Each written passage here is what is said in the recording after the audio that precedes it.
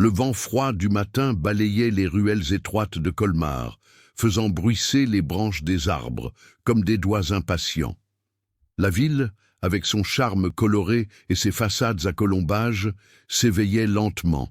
Mais ce jour-là, le 12 septembre 2008, une agitation inhabituelle animait le petit village. Les voitures se garaient à la hâte, les portières claquaient, les voix se croisaient sur un ton anxieux. Il ne devait y avoir aucune confusion. Ce devait être un jour de fête. À quelques mètres de là, au château Saint-Adrien, le fleuriste s'affairait en retard, tentant de se frayer un chemin dans le chaos qui régnait depuis 7 heures du matin.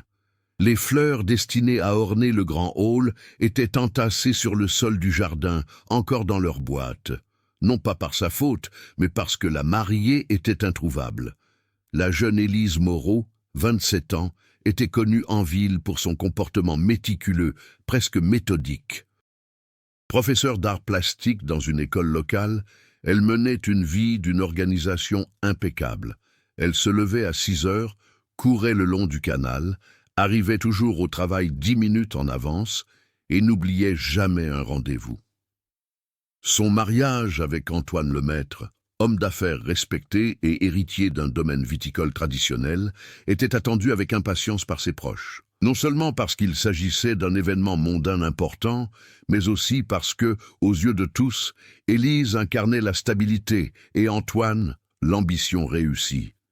Un contraste presque poétique. Mais ce jour-là, quelque chose a rompu l'équilibre. Le maquilleur, chargé de la préparer, fut le premier à remarquer que quelque chose clochait. Arrivé dans la suite nuptiale à 8 heures, il trouva la robe suspendue à son porte-manteau, le bouquet intact, les chaussures soigneusement alignées, mais aucune trace d'Élise. Le lit était toujours fait, sans le moindre signe de son passage. La fenêtre était entr'ouverte, laissant entrer l'air frais, et un rideau flottait doucement, comme si quelqu'un était parti discrètement quelques minutes auparavant. Antoine fut immédiatement convoqué. Il arriva le visage figé et pâle, tentant de dissimuler la panique qui montait en lui. En entrant dans la suite et en constatant l'absence d'Élise, son calme s'effondra. Il ferma la porte, s'appuya contre le mur et prit une profonde inspiration. Mais ses mains tremblaient. Pendant des années, on avait dit d'Antoine qu'il avait un tempérament maîtrisé, presque froid, mais à cet instant précis, le masque tombait. Il n'y avait aucune trace de lutte, de violence, de fuite forcée. Rien, juste une absence assourdissante. Tandis que l'équipe du mariage s'activait pour contenir les invités qui commençaient déjà à arriver en ville, un détail venait assombrir la situation. Le photographe engagé, Marc Delacroix, professionnel réputé pour immortaliser les fastueuses cérémonies à travers la France, était le dernier à avoir vu Élise. Selon lui, il s'était rendu dans la suite de la mariée à 6h30 du matin pour photographier les préparatifs. Il affirmait avoir pris quelques photos pendant qu'elle se coiffait, encore en robe de chambre, et qu'elle semblait agitée, sans toutefois rien dire. Il prétendait être reparti vers 6h50. Cependant, en analysant les photos remises ce matin-là, la police remarqua quelque chose de profondément étrange. Sur la dernière photo d'Élise, on la voyait se regarder dans un miroir, mais son visage arborait une expression indéchiffrable. Un mélange de peur et de soulagement, de décision et d'hésitation. Cette image, silencieuse et énigmatique, devint le symbole du mystère. L'enquête initiale a été rapide et simple, recherche dans les environs, interrogatoire des proches, visionnage des enregistrements des caméras de sécurité de l'hôtel. Mais rien. Élise a tout simplement disparu. L'absence de preuves a donné lieu à des théories contradictoires parmi les personnes présentes. Pour certains, Élise avait fait une dépression nerveuse, peut-être déclenchée par le poids des préparatifs du mariage. Pour d'autres, quelqu'un l'avait attirée hors du château. Sa mère insistait sur le fait que sa fille ne se serait jamais enfuie de son propre mariage, et encore moins sans prévenir. Parallèlement, certains camarades de classe ont remarqué que, ces dernières semaines, Élise semblait distante, comme si elle cachait un secret qu'elle n'osait pas partager. De toutes les personnes impliquées, Le comportement d'Antoine a suscité le plus d'attention. Après les premières heures de la recherche, il est devenu injoignable, évitant journalistes et même sa famille. Il s'est enfermé chez lui et ne retournait au château que pour de brefs entretiens avec la police. Son regard, autrefois assuré, s'est assombri. Finalement, après 48 heures de recherches infructueuses, la police déclara qu'il n'y avait aucune preuve de crime, ni aucune preuve d'une évasion volontaire. L'affaire fut ainsi classée sans suite et, avec le temps, devint une légende locale.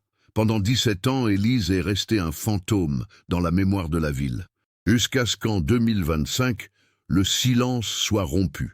Le photographe de la cérémonie, Marc Delacroix, s'est présenté à la police, déclarant être enfin prêt à révéler la vérité sur l'endroit où Élise s'était cachée pendant toutes ces années. Cette révélation, assurait-il, allait tout changer. L'annonce de Marc Delacroix a provoqué un choc à Colmar et au-delà. La nouvelle s'est répandue comme une traînée de poudre, suscitant l'intérêt des médias nationaux et internationaux. Il était inhabituel qu'une affaire classée et non résolue depuis près de 20 ans refasse surface. Plus inhabituel encore, grâce à une personne qui s'était toujours tenue à l'écart des projecteurs depuis la disparition. Marc, aujourd'hui âgé de 52 ans, vivait à Lyon et travaillait exclusivement comme photographe de paysages. Il avait abandonné la photographie de mariage peu après l'incident. Dans des interviews données au fil des ans, il décrivait la disparition d'Élise comme la blessure qui a ruiné sa vie sociale. Il n'a jamais été officiellement inculpé, mais un soupçon persistant l'a toujours suivi. Pourtant, lorsqu'il s'est présenté à la police en 2025, son visage portait une toute autre expression, bien plus lourde que la simple culpabilité. C'était comme s'il s'était enfin libéré d'un poids énorme qui pesait sur sa poitrine. Il a affirmé avoir menti le jour de sa disparition et avoir, par peur, gardé le silence pendant 17 ans. Mais avant de révéler quoi que ce soit, il a exigé une chose inhabituelle, la protection policière. Pendant que Marc était emmené à Paris pour un interrogatoire officiel, Colmar réagissait avec la violence d'une plaie rouverte. La ville, d'ordinaire si paisible, grouillait de journalistes, de documentaristes et de curieux avides de sensationnalisme. Les habitants, surtout les plus âgés, se souvenaient de chaque détail de la disparition comme si c'était hier. La France raffolait des mystères, mais Colmar, profondément attaché à ses traditions, n'appréciait guère que ses cicatrices soient exposées au monde entier. Dans ce contexte tendu, de nouveaux personnages commencèrent à prendre de l'importance. Parmi eux, Camille Durand, inspectrice principale de police, chargée de rouvrir l'enquête. Intelligente, pragmatique et jouissant d'une réputation irréprochable, Camille était connue pour résoudre les affaires complexes avec une précision chirurgicale. Cependant, contrairement à nombre de ses collègues, elle possédait une sensibilité hors du commun pour percevoir les nuances émotionnelles, une qualité qui allait se révéler essentielle. Camille a réexaminé tous les éléments du dossier initial, notamment les anciens témoignages, les photos de mariage et les enregistrements d'entretien. Peu à peu, elle a relevé des incohérences dans la version officielle de l'époque. Certains témoins s'étaient contredits, d'autres avaient omis des détails, et certains semblaient trop effrayés pour parler. Plus elle creusait, plus un réseau complexe se dessinait, mêlant famille, statut social et attentes étouffantes. Antoine Lemaître demeura une figure centrale. Après la disparition d'Élise, il s'isola complètement. Le domaine viticole prospéra au fil des ans, mais sa vie personnelle ne s'en remit jamais. Il ne se maria jamais, se faisait rare dans les mondanités et évitait d'évoquer son passé.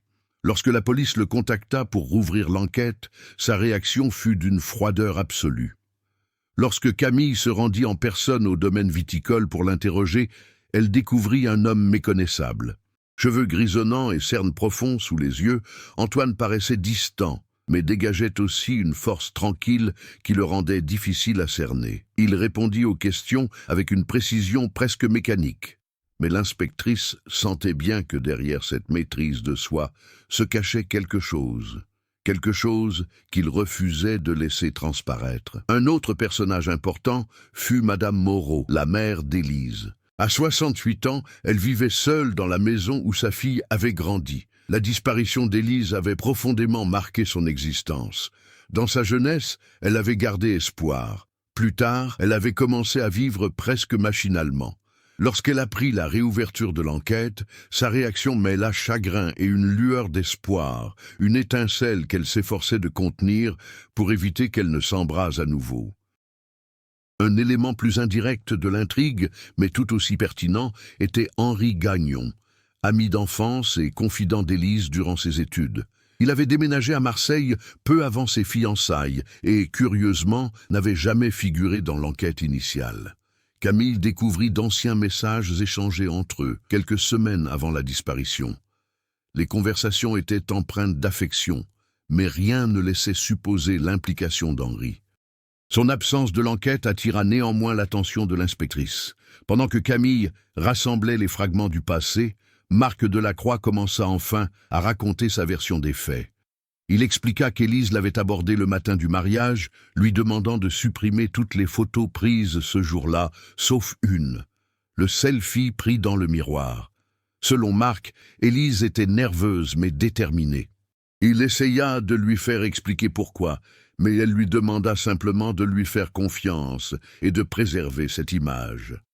Ce détail, ignoré pendant des années, a soulevé plus de questions que de réponses. Pourquoi une mariée, quelques heures avant de disparaître, aurait-elle choisi une seule photo? Pourquoi précisément celle où elle semblait terrifiée? Et pourquoi Marc, qui prétendait l'avoir aidée, a-t-il gardé le secret si longtemps? Chaque personnage impliqué détenait un fragment du puzzle. Et Camille commençait seulement à comprendre que la disparition d'Élise Moreau était bien plus complexe qu'une simple affaire de fuite, de crime ou de regret. C'était une histoire tissée de secrets qui n'auraient jamais dû être révélés. La salle d'interrogatoire parisienne était silencieuse, hormis le léger bourdonnement de la climatisation. Marc Delacroix restait assis, les bras croisés, fixant la table métallique, comme si elle recelait toutes les réponses qu'il craignait de révéler. L'inspectrice Camille Durand l'observait avec une attention clinique. Elle savait qu'avant d'obtenir la vérité, elle devait comprendre la peur qui le réduisait au silence depuis près de 20 ans. « Vous avez demandé une protection policière avant même de dire ce que vous saviez, » dit-elle, brisant le silence d'une voix ferme. « De quoi avez-vous peur exactement, monsieur Delacroix ?» Marc prit une profonde inspiration, les yeux embués d'une manière qui ne laissait aucun doute, ce n'était pas une comédie. « Je n'ai pas peur de ce que j'ai fait. J'ai peur de quiconque s'en mêle maintenant. » Il se frotta le visage, comme pour repousser des souvenirs brûlants. Élise n'a pas disparu de son plein gré, mais elle n'a pas été kidnappée non plus. Camille se pencha légèrement en avant. Explique, elle s'est cachée, et je l'ai aidée. C'était le premier élément d'un conflit qui, jusque-là, était resté invisible aux yeux de tous. Pendant ce temps, à Colmar, la pression sur Antoine s'intensifiait de jour en jour. La réouverture de l'enquête raviva d'anciens soupçons et les médias le dépeignirent comme quelqu'un qui en savait toujours plus qu'il ne le laissait paraître. Même sans preuve, l'opinion publique commença à spéculer. Abus de pouvoir, jalousie, un secret de famille. Le domaine viticole, jadis réputé pour sa tradition, attirait désormais les touristes, mais aussi les journalistes. Antoine renforça la sécurité, ferma les grilles et évita toute apparition publique. Pourtant, intérieurement, quelque chose se brisait en lui. Des employés rapportèrent avoir entendu des disputes au téléphone, des portes claquées et des bruits d'objets jetés contre les murs. L'homme qui s'était toujours enorgueilli de sa maîtrise de soi était à présent une cocotte-minute sur le point d'exploser. Camille décida qu'il était temps de l'affronter plus fermement. Elle retourna à Colmar et, après quelques insistances, parvint à obtenir d'Antoine un rendez-vous privé dans la salle de dégustation du domaine. L'atmosphère était imprégnée de senteurs de fûts de chêne et de vin vieux, mais une tension palpable y régnait. « Pourquoi Marc Delacroix aurait-il aidé sa fiancée à disparaître ?» demanda Camille sans détour. Antoine la fixa d'un regard perçant. Il ne l'a pas aidée. Il l'a repoussée. Dans quel but? Il était obsédé par elle. C'était la première fois qu'Antoine laissait transparaître autre chose que de la froideur, de la colère, du ressentiment, peut-être de la peur. Mais Camille comprit que sa réaction était teintée d'émotions susceptibles de déformer la vérité. Si c'est vrai, pourquoi ne l'a-t-il pas mentionné à l'époque? Antoine rit, un rire sec et sans humour. Parce que personne ne voulait écouter, parce que... Il hésita, sa voix tremblante. Parce que je n'avais aucun moyen de le prouver. Camille a tout noté, mais elle savait qu'il lui faudrait plus que des mots pour reconstituer le puzzle. Entre-temps, Marc commença enfin à raconter en détail la matinée du mariage.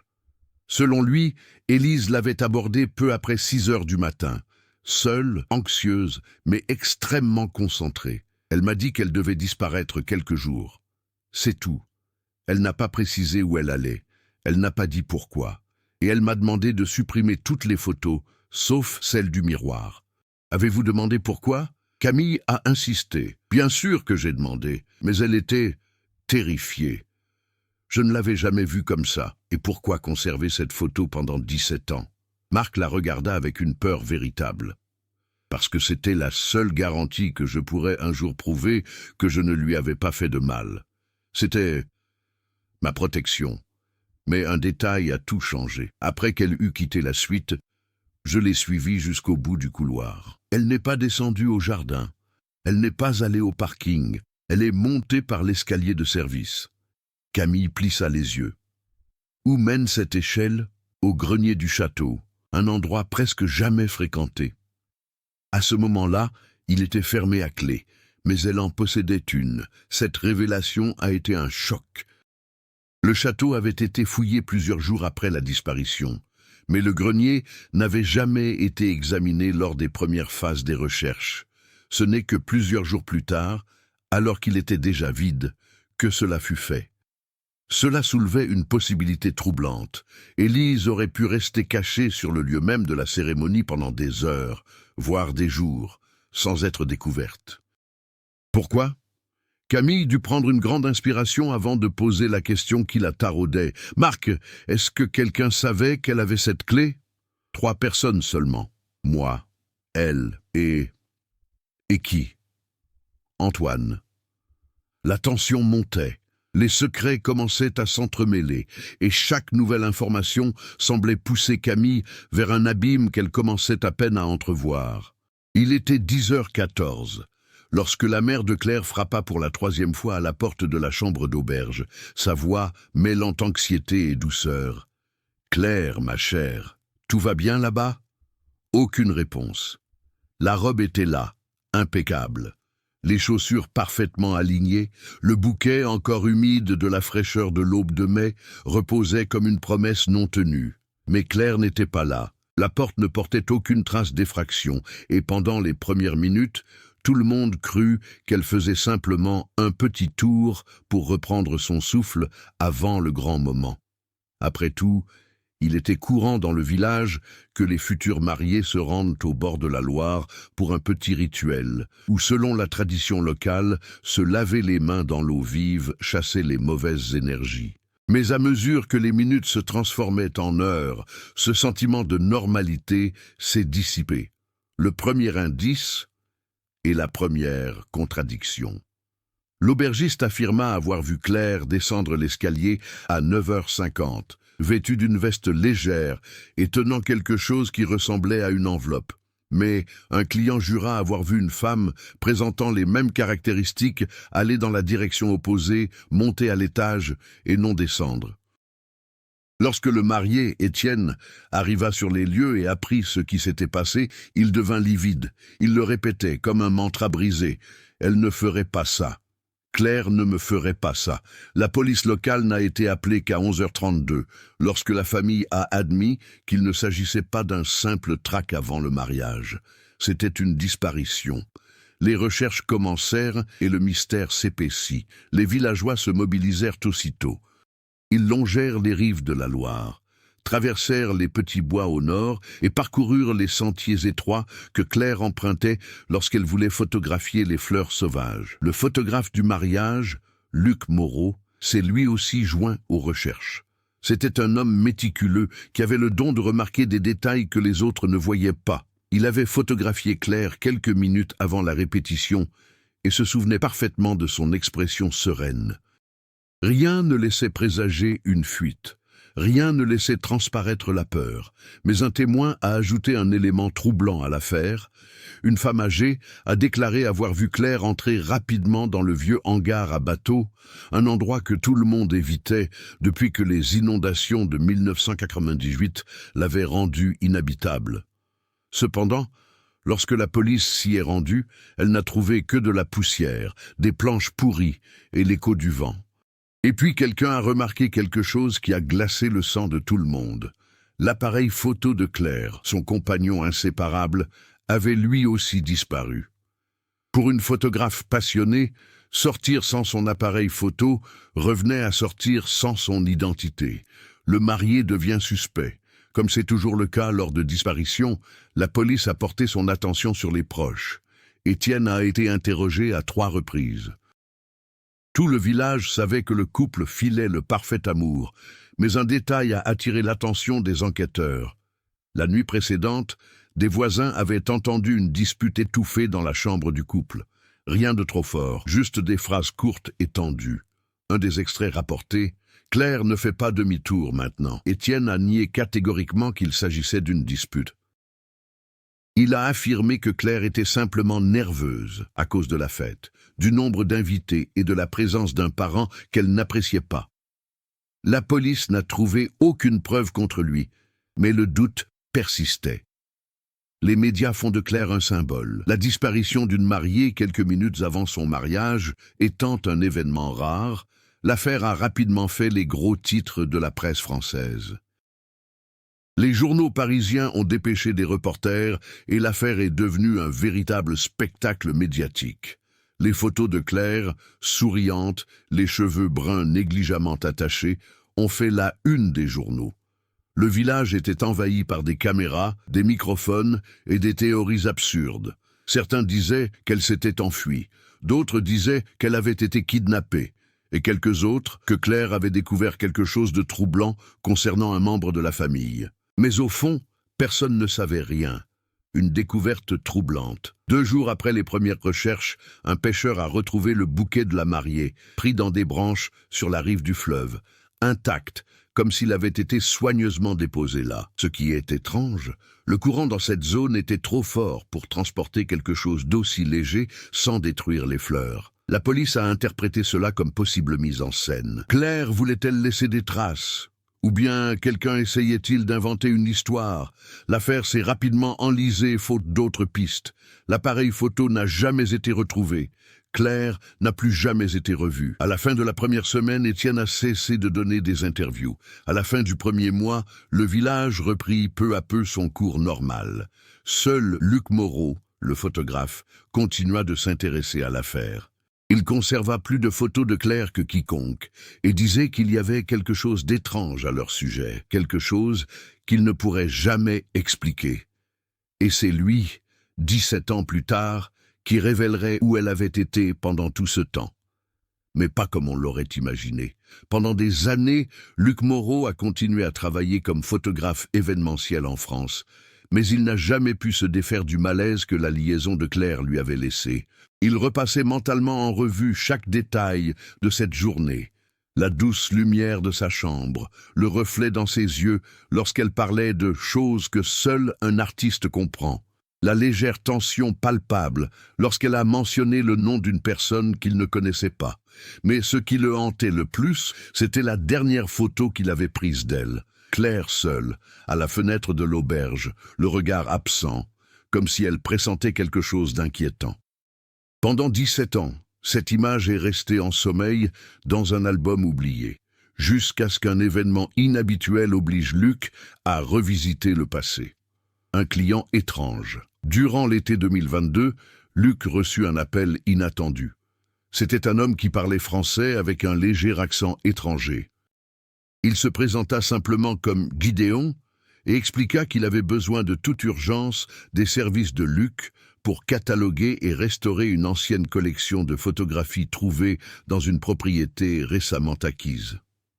C'est un travail délicat, monsieur Moreau. Il exige de la discrétion. Luc trouva la demande étrange, mais l'offre financière était trop alléchante pour être refusée. La propriété se trouvait à une quarantaine de minutes du village où Claire avait disparu, une coïncidence que Luc n'avait pas pleinement comprise à l'époque. Le jour convenu, Gideon l'emmena dans un vieux bâtiment qui avait été tour à tour un couvent, puis un hôtel, avant d'être abandonné pendant des décennies. À l'intérieur, dans une pièce sombre et humide, s'entassaient des boîtes et des boîtes de négatifs, de vieilles photographies et d'appareils photo anciens. Mais ce qui a attiré l'attention de Luc, ce sont deux appareils photo modernes, rangés séparément, comme s'il s'agissait d'objets précieux. L'un d'eux lui a pratiquement fait arrêter le cœur. C'était l'appareil photo de Claire, celle-là même qui a disparu le jour du mariage. L'appareil photo revenu d'entre les morts. Luc ramassa l'appareil d'une main tremblante. Le modèle était déjà obsolète, mais il l'aurait reconnu entre mille.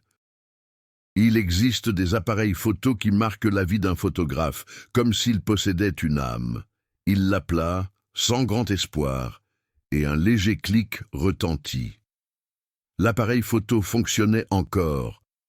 Et pire encore, la carte mémoire était encore à l'intérieur. « Où as-tu trouvé ça ?» demanda Luc, la voix presque rauque. Gideon a simplement répondu « Je l'ai trouvé parmi les objets laissés par l'ancien propriétaire. J'ai pensé qu'il pourrait présenter un intérêt historique. » Dès qu'il fut seul dans la pièce, Luc brancha la caméra à son ordinateur portable. Le dossier s'est ouvert, et il y avait 394 photos. Mais quelque chose clochait profondément. Ce n'étaient pas des photos de mariage, ce n'étaient pas des photos de paysages, ce n'étaient pas des photos d'invités. Ces photos ont été prises à l'intérieur du vieux hangar à bateaux, celui-là même que tout le monde croyait abandonné et vide le jour de la disparition de Claire. La plupart étaient complètement noires, comme si elles avaient été prises dans l'obscurité totale. Mais certaines, une fois agrandies, révélaient des fragments. L'ourlet d'une robe, une main tremblante tenant l'appareil photo, du vieux bois derrière elle. Une ombre humaine, très proche. Luc découvrit alors une photo qui le glaça d'effroi. Era Claire, effrayée, les yeux grands ouverts, fixés sur l'objectif. Sa bouche était entr'ouverte, comme si elle essayait de dire quelque chose. Derrière elle, la silhouette floue de quelqu'un qui semblait lui tenir le bras. Luc prit une profonde inspiration. Il a guéri. Puis il a vu la dernière photo, et celle-ci était encore pire. C'était l'entrepôt, vide, avec un détail minuscule, mais dévastateur. Un enregistrement numérique indiquait que la photo avait été prise 13 ans après la disparition. Autrement dit, quelqu'un a utilisé l'appareil photo longtemps après la disparition de Claire. La révélation cachée dans les métadonnées. Luc a exporté toutes les photos, mais c'est en analysant les métadonnées des images qu'il a fait la véritable découverte. Les premières images ont été prises le jour de la disparition, entre 10h05 et 10h22. Les dernières images, des photos de l'entrepôt vide, ont été prises entre 2017 et 2019. Quelqu'un a laissé la caméra tourner pendant des années. Quelqu'un a trafiqué les fichiers, supprimé des photos et en a ajouté d'autres. Et plus encore, une coordonnée GPS manquante était présente dans les métadonnées d'une photo. Il s'agissait de coordonnées exactes, non pas celles de l'entrepôt, mais celles d'un espace souterrain situé près d'un ancien chai fermé depuis des décennies. Luc sentit un frisson lui parcourir l'échine, et c'est à ce moment-là qu'il a décidé qu'il irait là-bas. Et il allait découvrir de ses propres yeux où Claire avait été pendant 17 ans. Et pourquoi personne ne l'a jamais retrouvée. Mais la vérité, une fois révélée, serait bien plus troublante qu'un simple enlèvement. Le domaine viticole abandonné se situait sur les collines de Saint-Léon-sur-Loire, une région qui avait connu sa splendeur passée, mais qui n'était plus aujourd'hui qu'un hameau silencieux, envahi par la végétation. Le terrain avait été partiellement fermé dans les années 1990, après qu'une série de glissements de terrain eût rendu ces galeries souterraines dangereuses. C'est là que pointaient les métadonnées des photos. Luc gara sa voiture en fin d'après-midi, alors que le ciel français commençait déjà à se teinter d'or. Il n'emportait que son appareil photo, une lampe torche puissante et une petite trousse à outils. À l'entrée du domaine viticole, les portes étaient condamnées par de vieilles planches, mais quelqu'un avait déjà ouvert un étroit passage, comme si l'endroit était fréquenté régulièrement. Il prit une profonde inspiration et entra. Les tunnels oubliés. À l'intérieur, la cave était un véritable labyrinthe. Des tunnels anciens, des murs humides, une odeur de terre mêlée à celle du vieux bois. En avançant, Luc remarqua des marques au sol, comme des traces récentes, et des objets qui semblaient avoir été déplacés peu de temps auparavant. Une boîte renversée, une bouteille roulée, une lampe portative tombée à terre. C'était comme si quelqu'un était parti précipitamment. Les coordonnées des métadonnées indiquaient une chambre située profondément sous terre, une pièce circulaire, autrefois utilisée pour entreposer des tonneaux de vin. En s'approchant, Luc vit que la porte de la chambre était entr'ouverte. « Claire ?» murmura-t-il, sans comprendre pourquoi il avait dit cela. La lampe torche illumina l'intérieur, et ce qu'elle vit fit battre son cœur à tout rompre. La salle des jeunes de 17 ans. Il y avait une table de fortune, avec des papiers, des restes de nourriture et des bouteilles d'eau. Un lit étroit fait de vieux draps, une petite étagère avec des livres, un vieux magnétophone, avec plusieurs cassettes à côté.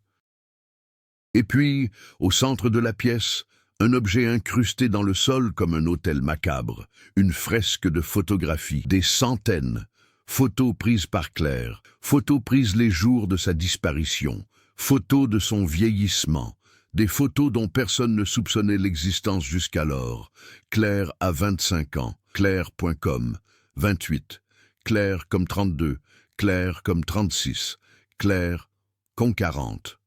Luc sentit ses jambes flancher. Elle avait été vivante, depuis des années, être photographiée par la même personne. Et puis il vit quelque chose d'encore plus troublant. Parmi les photos les plus récentes figuraient certaines prises par Claire. Son reflet apparaissait dans de petits miroirs de fortune ou dans l'ombre projetée sur le mur, comme si elle essayait secrètement de laisser des indices. Elle avait essayé de communiquer, elle a tenté de se faire retrouver, mais celui qui l'a retenue là savait comment effacer ses traces. Le journal caché. Sur la table se trouvait un petit carnet de couleur brun clair, écrit de la main de Claire. Luc l'ouvrit, les mains tremblantes.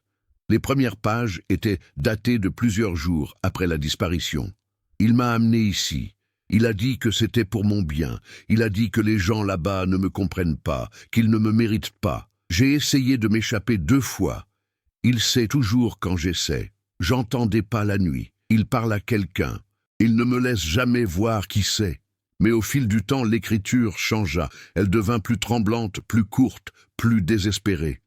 17 ans, je ne sais même plus quel jour on est. Il part pendant de longues périodes, mais il revient toujours. Si vous trouvez ceci, s'il vous plaît, racontez mon histoire. Ne laissez pas le coupable disparaître comme je l'ai fait. » À la fin du journal, il y avait une phrase qui semblait avoir été écrite à la hâte. Il ne craint qu'une seule chose, ses propres photographies. Luc comprit. L'homme qui avait emprisonné Claire était obsédé par les images. Et c'était probablement lui qui avait conservé l'appareil photo pendant tant d'années. Les bruits de pas dans le tunnel. Un son résonna au loin, lourd, rythmique, mesure. Quelqu'un allait revenir. Luc éteignit instinctivement sa lampe torche. Le tunnel fut plongé dans l'obscurité totale. Le son s'approchait, lentement, comme si la personne n'était pas pressée. Il recula de quelques pas et se cacha derrière de vieux tonneaux renversés. Sa respiration était si rapide qu'il dut se couvrir la bouche pour étouffer ses sanglots. Une ombre apparut dans le couloir, quelqu'un de grand, mince, des mouvements précis, une silhouette familière, très familière. Lorsque la faible lumière de la lampe torche de l'intrus illumina son visage, Luc sentit un frisson lui parcourir l'échine. Il connaissait cet homme. Gédéon aussi. le même qui a embauché Luc, la même personne qui lui avait donné l'appareil photo de Claire, la même personne qui réclamait de la discrétion. Mais alors, quelque chose clochait. Gideon paraissait plus vieux, fatigué, mais il y avait quelque chose de profondément étrange. Il tenait un autre appareil photo, exactement comme celui que Luc avait trouvé. Puis, Gideon parla au vide, ignorant la présence de Luc. « Claire, je suis de retour, prenons une autre photo. » Un silence de mort s'abattit sur le métro. Luc sentit son sang se glacer. Claire estava ali, viva, ou bien Gideon parlait-il à un fantôme dans son propre esprit? La révélation finale, Gideon entra complètement dans la pièce et, en voyant le mur de photos, se mit à rire. Un rire faible et brisé, comme celui de quelqu'un qui avait complètement perdu la raison. Personne ne comprendra jamais. Tu étais le seul à voir la beauté là où personne d'autre ne la voyait. Puis il s'arrêta devant le lit vide et effleura le drap.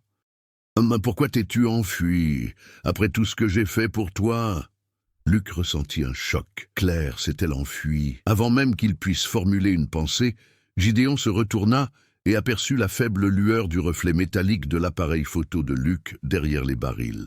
Les yeux de Gideon s'écarquillèrent. La partie était terminée. Et là, dans ce monde souterrain oublié, la vérité sur les 17 années disparues était sur le point d'éclater, mais tout dépendrait de ce que Luc ferait dans les instants suivants. Gideon recula de 2 pas lorsqu'il réalisa qu'il n'était plus seul dans les tunnels. La lampe torche qu'il tenait tremblait, projetant des ombres déformées sur les parois, tandis que ses yeux se plissaient alors qu'il tentait de distinguer la silhouette dissimulée derrière les barils. Luc savait qu'il n'avait plus beaucoup de temps. S'il restait immobile, Gideon le trouverait. S'il agissait impulsivement, il risquait de ne pas survivre. À cet instant, le photographe ne se sentait pas comme un héros, mais simplement comme un homme entraîné malgré lui dans un mystère qu'il n'aurait jamais imaginé. Il décida de faire la seule chose qu'il savait bien faire. Il a appuyé sur le bouton de l'appareil photo. Le clic sec résonna dans le tunnel comme un coup de feu. La lampe torche perça l'obscurité, illuminant Gideon un instant et révélant quelque chose que Luc n'oublierait jamais. Son visage déformé par l'obsession, son petit regard troublé et l'expression de quelqu'un qui croyait vraiment prendre soin de quelqu'un. Gideon hurla et leva le bras pour se protéger les yeux. « Toi !» Luc accourut. La poursuite dans le métro. Les tunnels étaient étroits et sinueux, et Luc n'en connaissait qu'une partie. Gideon, en revanche, semblait s'y déplacer avec une aisance naturelle, comme un animal sur son territoire. La lampe torche du ravisseur vacillait, tandis qu'il hurlait des paroles incohérentes. « Elle s'est enfuie à cause de toi. Tu as semé le chaos partout. » Luc trébucha sur une boîte et faillit tomber, mais il retrouva son équilibre. Il savait qu'il ne pouvait pas courir vers la sortie. Gideon le rattraperait avant. Alors, il fit quelque chose contre son instinct. Il retourna dans la salle photo. En entrant, le souffle court, il chercha désespérément quelque chose qui pourrait lui servir d'arme ou lui donner un avantage. Et puis il le vit. Le vieux magnétophone, avec des cassettes à côté. Il en saisit une et l'inséra rapidement dans l'appareil, espérant qu'il fonctionnait. Des pas se rapprochent. Luc serra le jouet. Le métro résonnait de la voix faible et épuisée de Claire. Il ne craint qu'une seule chose, ses propres photographies. Gideon se figea sur le seuil. Pendant une seconde, une seule, son expression changea, non pas en colère, mais en peur. Une peur enfantine, irrationnelle, comme si l'enregistrement constituait une menace réelle. Et c'était précisément la seconde dont Luc avait besoin. Il a réglé le flash de l'appareil photo au maximum et a pris 3 photos en succession rapide. La pièce entière était baignée d'une lumière blanche et crue. Gideon recula en titubant, les bras couvrant son visage. Elle a perdu l'équilibre, s'est cognée contre la porte et s'est effondrée dans le couloir. Luc a couru vers lui, mais la respiration de Gideon était déjà lourde et irrégulière. Il ne semblait pas mort, mais il était inconscient. Et pour la première fois en 17 ans, le pouvoir qu'il exerçait sur Claire avait enfin disparu. La découverte la plus inattendue, Luc a immédiatement appelé la police. La connexion était catastrophique là-dessous, mais il parvint à envoyer des coordonnées approximatives. Il lui fallut près d'une heure avant d'entendre des voix et des bruits de pas résonner dans les tunnels. Lorsque les gendarmes le trouvèrent, il était appuyé contre le mur, serrant l'appareil photo contre lui comme si c'était la dernière chose qui le maintenait en équilibre. « Où est Claire ?» demanda le commandant. Luc ouvrit la bouche pour répondre, mais il n'y parvint pas, car à ce moment-là, il réalisa quelque chose d'horrible. Claire n'était pas là. Il y avait des signes indiquant qu'il avait vécu là. Tout indiquait qu'il était resté là pendant des années. Mais personne ne savait si elle était partie ces derniers jours, semaines, ou si elle avait été emmenée ailleurs. La police a fouillé toute la zone souterraine, mais n'a trouvé ni corps, ni vêtements récents, ni nouveaux indices. C'est alors que l'un des agents a appelé Luc. « Monsieur Moreau, nous avons trouvé quelque chose. » Dans un coin d'une des pièces latérales, derrière des caisses empilées, se trouvait une trappe. À l'intérieur, une petite pièce secrète, si bien camouflée qu'elle semblait invisible. L'air y était plus chaud, plus frais, et par terre, sur un tas de couvertures, il y avait une feuille, un billet, manuscrit, parole écrite par Claire. « Merci de m'avoir laissé du temps. Je devais m'échapper avant qu'ils ne s'en aperçoivent. Je ne peux pas encore rentrer, pas avant que toutes les photos ne soient en sécurité. » Luc sentit sa gorge se serrer. Elle y était allée, il y a très peu de temps, peut-être quelques heures avant son arrivée. Et puis, à la fin de la lettre, il y avait une phrase qui lui donna des frissons. « Tu as trouvé ce que je t'ai laissé. Maintenant, trouve le reste. » La signature était simplement « C. La vérité » sur Gédéon. Au poste de police, Gideon finit par se réveiller. La police commença à l'interroger. Mais il ne répétait que des phrases incohérentes. Jusqu'à ce qu'à un certain moment, il regarde Luc droit dans les yeux comme s'il le reconnaissait. « Je l'ai protégée. Vous comprenez? Ces photos doivent exister. Sans elles, elle disparaît à jamais. » Luc eut un frisson. « Où est-elle » demanda-t-il. Gideon sourit, un sourire faible et triste. « Elle est comme la lumière, Luc. Elle se glisse toujours entre les lignes, mais elle laisse toujours des traces. » Ce fut la seule réponse qu'il donna avant de sombrer dans un silence complet. La révélation surprenante.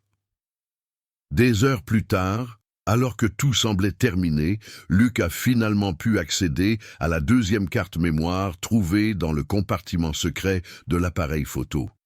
Il n'y avait qu'un seul dossier, avec une seule photo. Une femme, vêtue d'un manteau beige, marchait le long d'une route de campagne, la tête baissée, un simple sac à dos sur le dos. La photo avait été prise quelques jours auparavant, et il n'y avait aucun doute. Era Claire, vive, livre, et s'enfuir. Dans un coin de l'image, presque imperceptible, se trouvait une note numérisée, comme si elle avait été laissée là, intentionnellement. « Ne me suivez pas encore. » Luc ferma les yeux. L'issue de cette affaire n'était pas une conclusion définitive. Ce n'était que le début.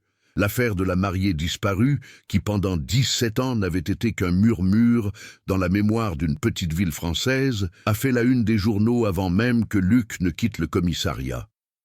Les journalistes encerclaient l'entrée, guettant le moindre détail. L'appareil photo de Claire, la séquestration, l'arrestation de Gideon. Tout a surgi à une vitesse effrayante. Luc n'était pas préparé à ça.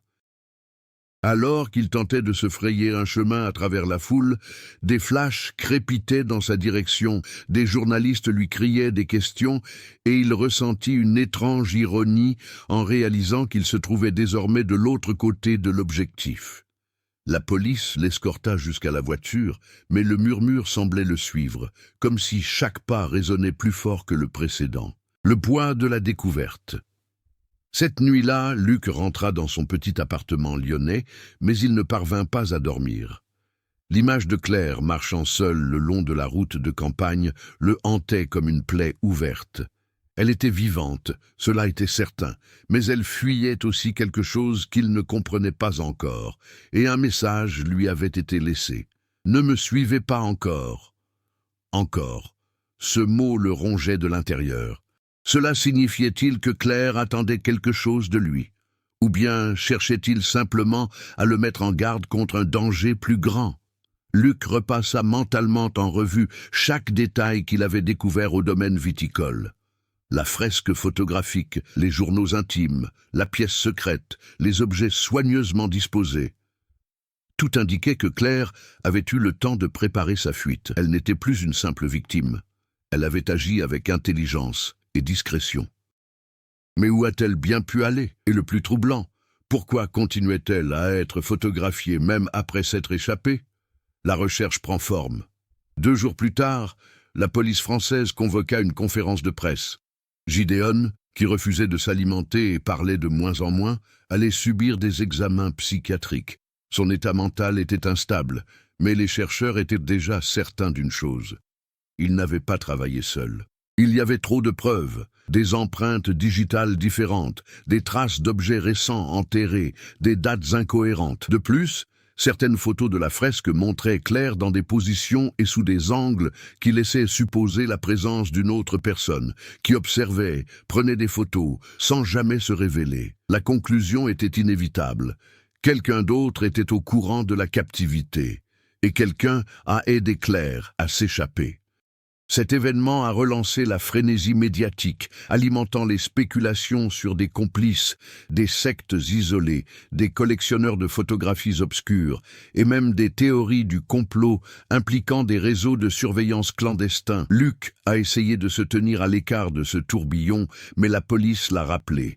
Il était devenu un joueur clé, une conversation cruciale. Le commandant Lefebvre le reçut dans une pièce froide, éclairée par des lampes fluorescentes. « Moreau, il faut que vous compreniez une chose. Claire n'a pas seulement disparu physiquement, elle a disparu des bases de données, des registres publics, de tous les endroits où l'on peut la retrouver. Ce n'est pas un hasard. » Luc hocha la tête. « Vous croyez donc qu'elle a reçu de l'aide pour se cacher ?» Lefebvre croisa les bras. « Et ce n'est pas tout. Les photos... » Il projeta une image sur l'écran. C'était la même photo que Luc avait trouvée sur la carte mémoire. Cette photo a été prise avec le même appareil que celui de Claire. Même objectif, même marque d'usure sur le bord intérieur. Cela signifie que quelqu'un d'autre possède un appareil photo identique. Oui, et c'est inhabituel. Le modèle est ancien, cher, et l'entreprise elle-même en a produit très peu.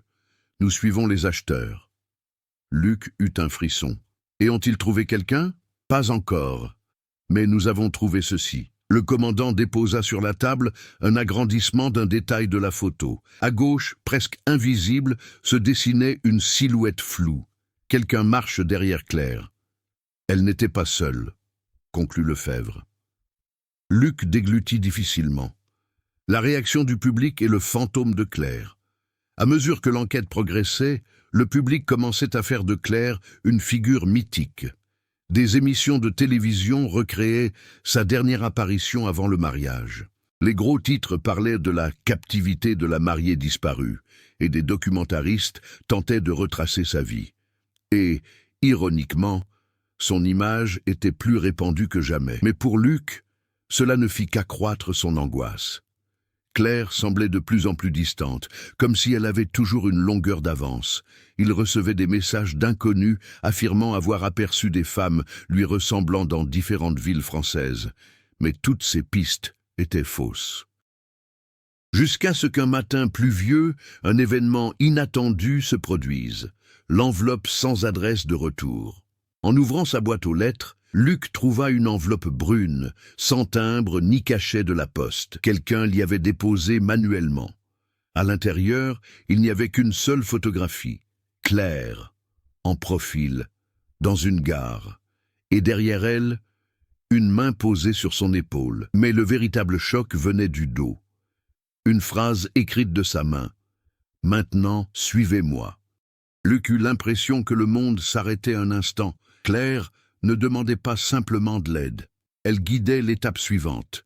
Vers 5h40, après des heures de témoignages, d'analyse, de comparaison de photographies et de reconstitution numérique, l'inspecteur Luc Morel rentra dans la pièce où l'attendait le photographe Étienne Garnier, déjà épuisé. La porte se referma lentement derrière lui, instaurant un silence dense, presque absolu. L'expression de Luc avait changé. Ce n'était plus du doute, ce n'était plus de la prudence professionnelle, c'était une conviction froide. Étienne sentit un frisson lui parcourir l'échine. Luc s'assit en face de lui, déposa une pile de documents sur la table et prit une profonde inspiration. « Monsieur Garnier, nous avons trouvé quelque chose. » Étienne ne répondit pas. Il déglutit difficilement. Luc ouvrit l'enveloppe et étala sur la table 3 photos agrandies prises par le drone d'Étienne dans les ruines du couvent détruit. « Vous le reconnaissez ?» demanda Luc. Étienne observa les images, la silhouette féminine dans la fissure du mur, la main pâle posée sur le vieux plâtre, le profil du visage légèrement incliné. C'était elle, la même femme qu'il avait vue ce jour-là, la même femme qui, selon tous les éléments de preuve, aurait dû mourir il y a 17 ans. Luc a désigné l'une des photos. Regardez le tissu qui lui couvre la tête, ce voile. Étienne s'approcha. Un voile blanc, une vieille étoffe, tachée par le temps. Il l'avait vu à des milliers de cérémonies. Mais celui-ci était différent. Luc lui a tendu une photo de dossier de police. C'était un portrait d'Hélène le jour de son mariage, pris quelques heures seulement avant sa disparition. Le voile était le même. Étienne sentit son estomac se nouer. « C'est impossible, » murmura-t-il. Luc croisa les mains sur la table. « Nous le pensions aussi, jusqu'à ce que nous recoupions les données. » Il montra un autre dossier, contenant cette fois des documents médicaux. L'analyse des images et des ombres indique que la femme photographiée a approximativement le même âge qu'Hélène aurait aujourd'hui, pas 24 ans, comme au moment de sa disparition, mais environ 41 ans. Les yeux d'Étienne s'écarquillèrent. Si c'était vrai, ce ne serait pas un fantôme, ce n'était pas une projection, ce n'était pas une hallucination, c'était une femme vivante. Nous avons également découvert autre chose, poursuivit Luc en sortant une enveloppe plus petite. La fissure où vous l'avez vue, elle n'existe plus. Étienne cligna des yeux, perplexe. Que voulez-vous dire? Que ça n'existe pas? Luc tourna l'écran vers lui. Une équipe s'est rendue sur place hier soir. Ils ont photographié tous les points. Les murs sont toujours intacts. Aucune ouverture. Rien. Étienne sentit sa gorge s'assécher. L'air dans la pièce semblait plus lourd qu'il n'aurait dû l'être. Mais moi, je l'ai vu. Et j'ai pris une photo. Nous savons, répondit Luc avec une fermeté inquiétante. Et c'est pourquoi nous sommes arrivés à ce qui me semble être la seule explication plausible. Il ouvrit un autre document, celui-ci portant le sceau du ministère de l'Intérieur. Il s'agit d'un programme créé dans les années 2000, un protocole plutôt controversé et hautement confidentiel. Nom de code, Opération Dauphine. Étienne fronça les sourcils. Quel rapport avec Hélène? Luc prit une profonde inspiration. L'opération recrutait, ou plutôt sélectionnait, des personnes vulnérables ou extrêmement à risque, leur offrant une protection totale. En échange, elles devaient disparaître. Changement d'identité, changement de pays, rupture totale de contact avec leurs connaissances. Étienne cligna des yeux. Un programme de protection des témoins. Luc secoua la tête. Pas exactement. C'était plus expérimental, plus risqué, plus illégal. Étienne sentit un frisson lui parcourir la nuque. Et quel rapport avec cette femme? Avec Hélène? Luc lui présenta le dernier document, un certificat d'inscription interne au programme. Il y a un nom dedans, un nom souligné en rouge, Hélène Duroy. Étienne porta la main à sa bouche. La pièce se mit à tourner. Cela signifie que... Luc a ajouté, Hélène n'a pas fui le mariage, elle y a été contrainte. Silence. Pourquoi?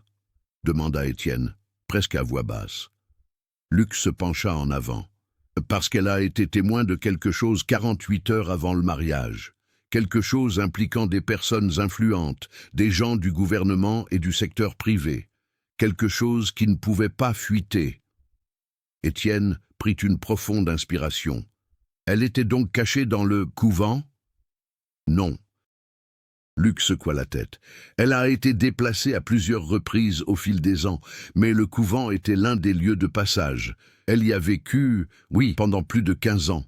Étienne fronça les sourcils. Alors, qui était cette femme que j'ai vue? Luc répondit d'un ton plus bas, presque inquiet. Elle.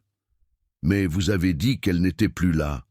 Oui, et c'est pourquoi nous avons conclu qu'elle n'était présente qu'à ce moment-là, instant précis.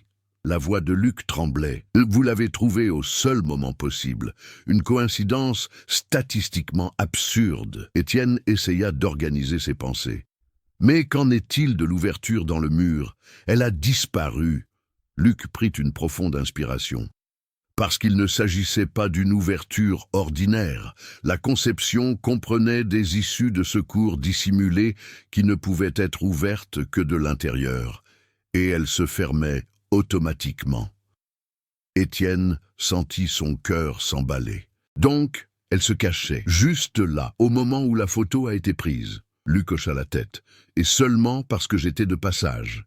Peut-être en attente d'une nouvelle extraction, peut-être en train de tenter de revenir au point de départ. Les personnes vivant dans un isolement extrême recherchent parfois des symboles du passé. Étienne posa ses coudes sur la table. Et maintenant? Luc resta silencieux pendant quelques secondes. Maintenant, plus rien. Elle a déjà été déplacée à nouveau. Le gouvernement ne confirme ni n'infirme. Vous ne devriez pas y retourner.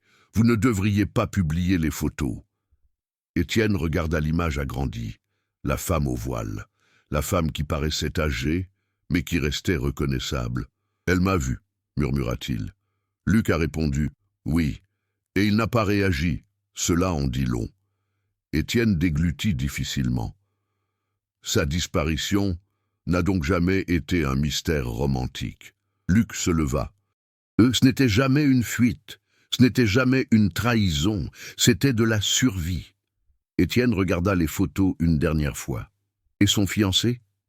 Luc fit une pause. Il n'a jamais su la vérité. Il est mort, en croyant qu'elle l'avait abandonné. Un silence profond s'abattit sur la pièce. Étienne ferma les yeux. Lorsqu'il les ouvrit, il demanda à voix basse. « Et moi, qu'est-ce que je suis censé faire avec ça ?» Luc a répondu « Laisse tomber. » La France regorge d'histoires qu'on ne pourra jamais raconter. Étienne rassembla lentement ses affaires, appareil photo, drone, documents, et se dirigea vers la porte. Avant de partir, il se retourna. « Inspecteur, si un jour elle souhaite être retrouvée... » Luc l'interrompit sérieusement. « Elle ne le veut pas, et elle ne l'a jamais voulu. » La porte se referma derrière lui.